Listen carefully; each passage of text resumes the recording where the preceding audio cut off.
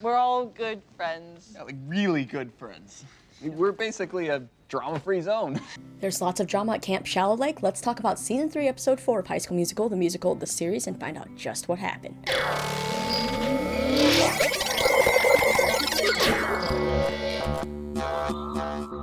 What's going on, you lovely Wildcats? Lisa here, and woo-wee, was there some drama going down in this week's episode of HSMTMTS. Now, I love, though, how the episode is titled No Drama, but it is really setting up a lot of drama for the rest of the season.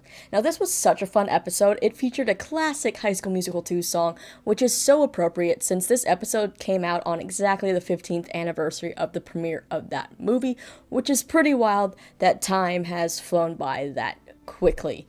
Other music included in this episode, we get a duet between EJ and Gina to Love is an Open Door from Frozen. And yes, I will go ahead now and say that a lot of you guessed that this was going to be the duet and that I was wrong. And, well, I am wrong. But who is to say that they don't have more than one duet this season? I don't know why, but I still want someone on the show to sing Wouldn't Change a Thing. I don't know why, I just want it. But yeah, the show definitely continues to go meta, and we get more of Camp Rock in there, so let's just go ahead and dive into this week's episode. So everyone is eagerly awaiting Corbin Blue's return to Camp Shallow Lake, and they want to welcome him with a performance of Fabulous. Of course, in true surprise party mishap fashion, they end up performing the song for the wrong person, but I love that Carlos is getting that chance to shine with this song. As far as characters go, first we're going to talk about Courtney's journey this episode.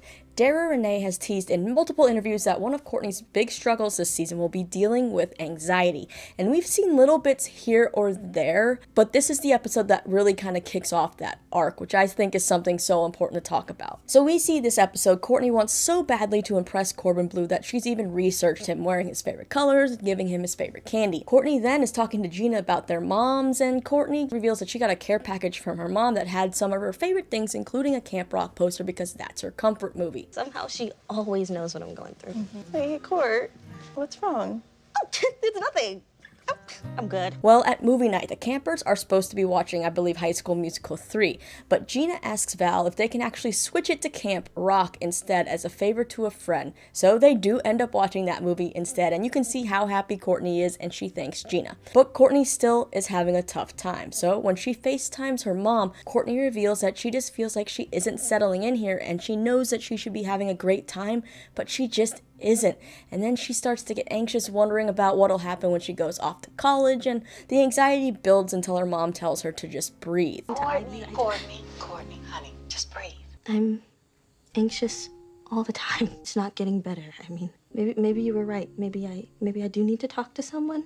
We don't have to do anything that you're not ready for. We gotta love a supportive mom. Now, after the Jet and Maddox reveal that they're siblings, what does this have in store for them? Well, we learn that Jet has gone missing, hence why we kind of got to see EJ perform as Hans with Gina later on. Now, Maddox tells everyone Jet's probably fine, just doing this all for attention. And, well, Carlos starts to realize that Jet and Maddox are paying a lot of attention to each other, and he just goes and makes things awkward to the audience that knows the truth. I'm known for my impeccable straight dar, and Maddox is hardcore crushing on Jet, and he's clearly into her too. I bet that's why he ran away. Let's hope they reveal the truth quick before it gets any more awkward. They try to find Jet but have no luck. Jet does end up returning during movie night after he was found at a bus stop by an off-duty cop and returned to his parents. And I've never seen Maddox so upset. Well, I'm back now. Everyone can stop crying. You ditched your castmates during a really important rehearsal. Sounds like I'm pretty replaceable. So prove you're not. So yeah, Val kind of lays into Jet, but then Ricky also lays into Jet about how they were all counting on him, but I'll talk a little bit more about how that conversation goes in a little bit because it involves Gina and stuff. Alright, now let's move on to Ashlyn. Of course, saving the love triangle, the real drama of this episode of Ricky, Gina, and EJ for last. Alright, so we have Ashlyn still thinking that Val hates her for some reason, even though Val has really been nothing but nice to Ashlyn. Later we see Ashlyn is now warming up to Maddox, and she even offers to help Maddox with the sets, but of course not before blurting out and mentioning her boyfriend Big Red back home. Maddox then starts to open up, saying it must be nice to have someone back home because she used to have someone like that, or rather that person was here at camp. It's someone named Madison, and for the longest time Maddox says they hated each other. But then it became the classic trope of enemies to lovers and becoming obsessed with each other. It's that kind of thing, and you gotta wonder, Also note here, Maddox never says if Madison is a boy or a girl. Now, if you looked at who is guest starring and the trailer and their character's name, you kind of know who Madison is. But even so, Ashlyn herself does not know yet. And it's letting her sort of kind of discover these certain feelings that she's having on her own. Now then, after movie night, we have Maddox and Ashlyn again talking about Val. Does her hair have to be so perfect every single day? It's like we're in the woods, not a shampoo commercial. So, the way that Ashlyn is talking about Val sounds a lot like the way I used to talk about Madison. Yeah, it kind of seems like Ashlyn's maybe starting to crush on Val, but those feelings are new to her, and she's like, wait, what is happening? Because I do have a boyfriend. What's going on here? We'll have to see how that all plays out later on this season. But yeah, it definitely made it seem like it'd be Maddox and Ashlyn possibly having this like crush thing because they were butting heads, but now we're seeing that it's not. It's Ashlyn discovering, you know, she has a crush on someone else possibly, and Maddox sort of being like her guide through those feelings. It's sort of just like how Ricky is kind of being the mentor towards Jet. Alright, now let's dive into the meat of this episode, the real drama with EJ, Ricky, and Gina. We, of course, once again have EJ just stressing out over this whole musical, and we have EJ and Gina just making things worse by not communicating with each other and also being awkward bringing up Ricky all the time. Where's Corbin? Gee, I don't know. Maybe your secret late night hiking buddy Ricky knows, huh? Yeah, these two seriously just need to sit down and talk, but of course, that resolution would just be too easy for the show. We need the drama, which is a theme throughout this episode. Now, Gina then gets some exciting news from her mom. Her mom's actually going to be moving back to Salt Lake City. They'll be renting a house, and that house will actually be close to where EJ lives. They'll sort of be neighbors in a sense. So she's excited that she'll get to stay in Salt Lake City for her junior year while EJ takes his gap year, and they're going to spend so much time together. I mean, that should be great news, right? But why is EJ looking all worried? Well, EJ has some news of his own that he decided to keep a secret. He got a letter from his dad, and his dad actually isn't okay with the whole gap year thing and is planning on sending EJ to the Caswell Success Training School in St. Louis.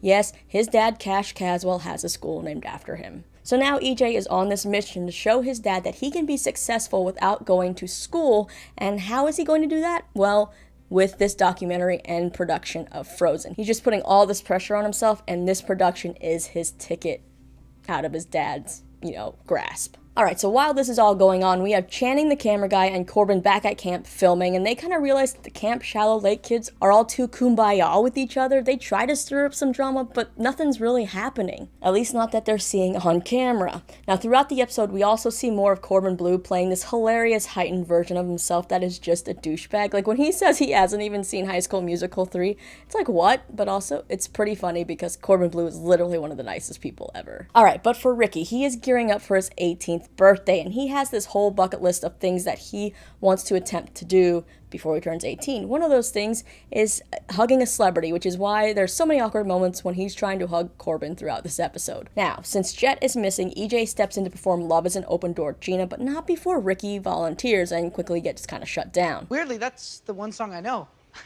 Lily made me sing it on our second date, but I'm happy to jump in and, Thanks, kid. Just take a soft 5. Gotta agree. Stay in your lane, Bowen. Yeah, we have this tension building. And then when Corbin asks Ricky if Gina and EJ were good, this is how Ricky responds. Yeah, she's amazing. And EJ is amazing, right? Everyone's amazing. Best cast ever. I mean...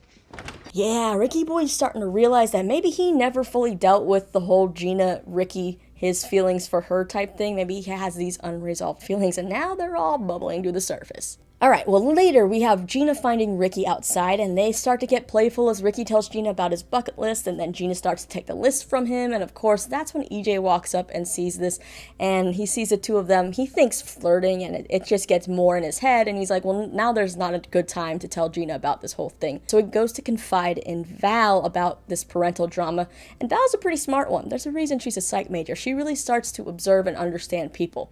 Val is just like, don't you have a girlfriend to talk about these things with? But yeah, then it gets all kind of awkward, especially when Gina walks up. I think Gina definitely thinks EJ has something going on with Val, just like EJ is assuming that Gina has something going on with Ricky. And y'all, this is again why communication is important in relationships. And also, that's saying, don't assume, because it'll make an ass out of you and me. And all these people are assuming certain things are happening instead of just talking about it. And I get talking is hard.